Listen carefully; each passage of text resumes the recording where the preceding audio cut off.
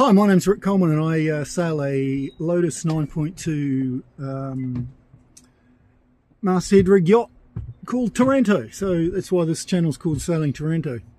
I've been sailing on this for 18 years, and before that for 10 years in Tasman Bay I had a 22-foot trailer sailor, a Sabre 22 called Glide Time.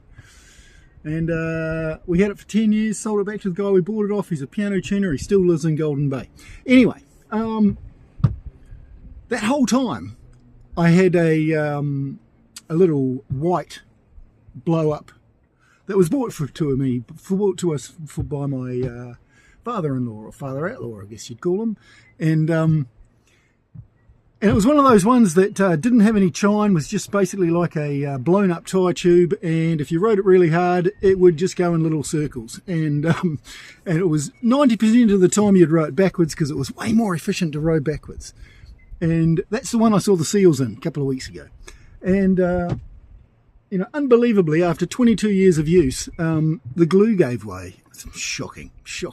So I took the opportunity to think maybe it's time to get another boat.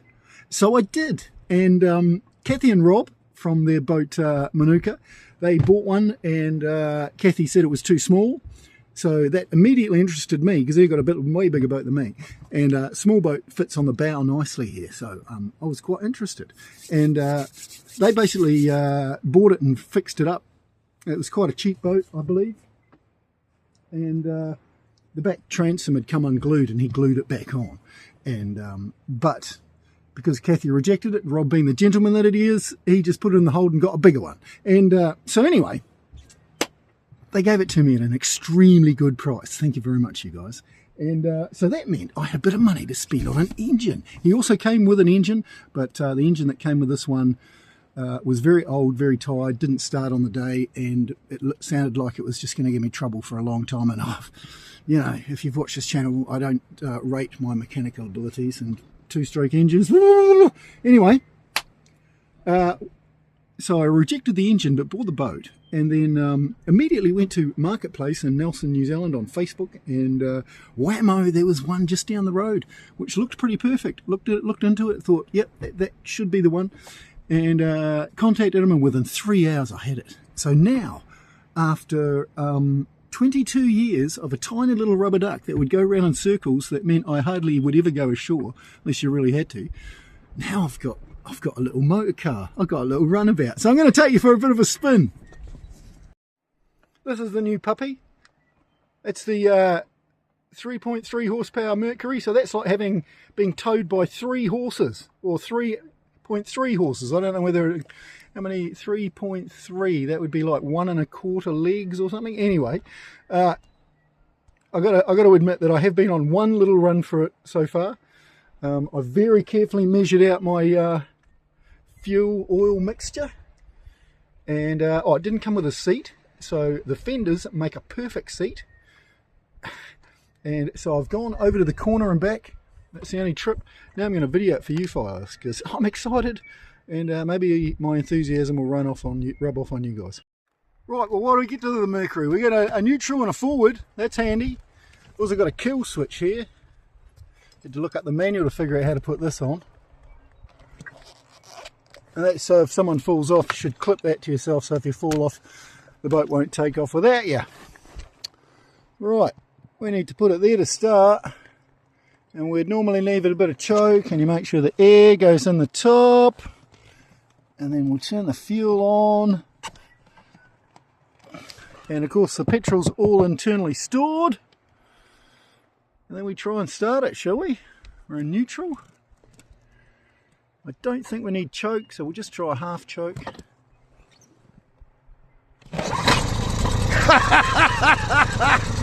Woo!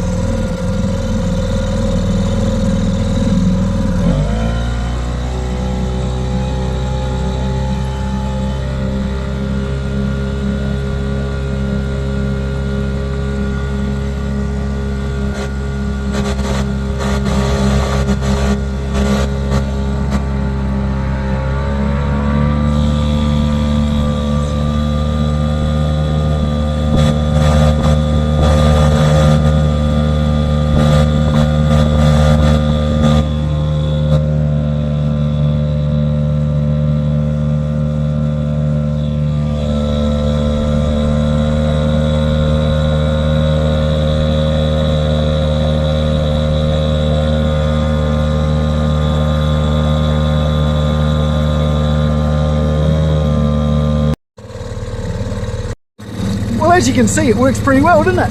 And I don't even have to steer it from the steering handle of the tiller, because I can just lean from side to side like this and actually steer it like that. Unfortunately, it won't get up on a big cruising plane. It has this, I think, what is a cavitation problem, in that the short shaft doesn't go far enough down the water, and at certain points when it's trying to get up on the plane, it starts sucking the air around the propeller and goes, and I'm trying to be kind to my new engine. Right. I'll do a demo of the steering of it by leading, shall I? This is probably boring you guys. I'm loving it.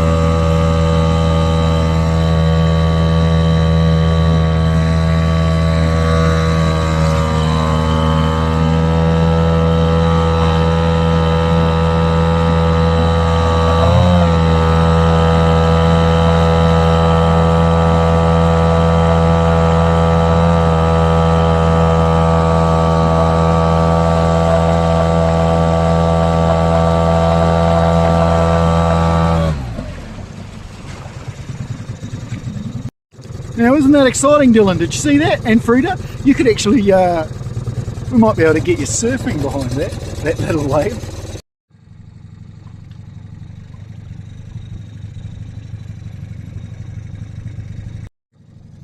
I'm tempting fate here. This is a sandbar, the bottom of Rabbit Island.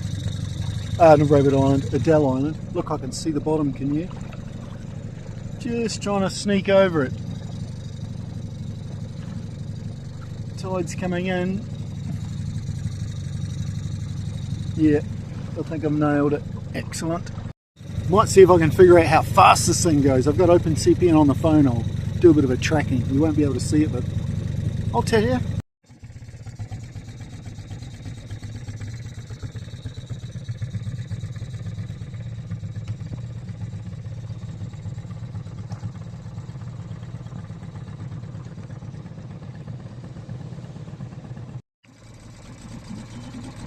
Freak that fella out a little bit.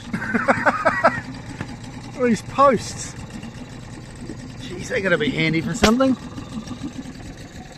Unlike those logs.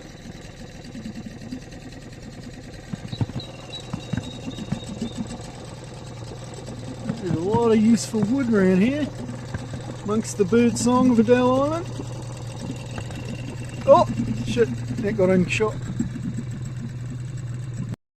And the answer to the question of how fast this thing goes, it really easily does 3 knots, and 4 is a piece of cake, and I did see 5 briefly, but that was when it was cavitating. So that's really good. It goes at the same speed as Taranto motoring. Taranto, I bargain on 4 knots when you're passage planning, because that's how fast you can go under motor in good conditions. Oh, you can go faster if you're motor sail. That's why I motor sail quite a bit. Anyway, that's beside the point. Geez, you rabbit on, Rick. Look at that seal up there protecting his logs. Maybe he's going to build an A-frame. Wow, look at that little meaty fella. Imagine hitting that at planing speed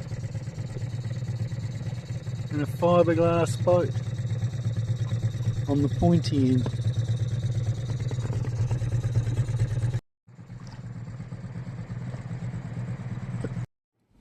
Well, that was incredible. I'll keep it brief just because, it's lunchtime and I'm really hungry now. Did a complete circumnavigation of Adele Island, and it'll be good because I can fill it with gas, see how far I can go on a tank of gas. I saw 6.4 knots for a minute there, but that cavitation thing's an issue. But I'll sort it out. In fact, I'm going to pump up the tubes and fill it up with gas and go for another run. And it could be a fish slaying machine.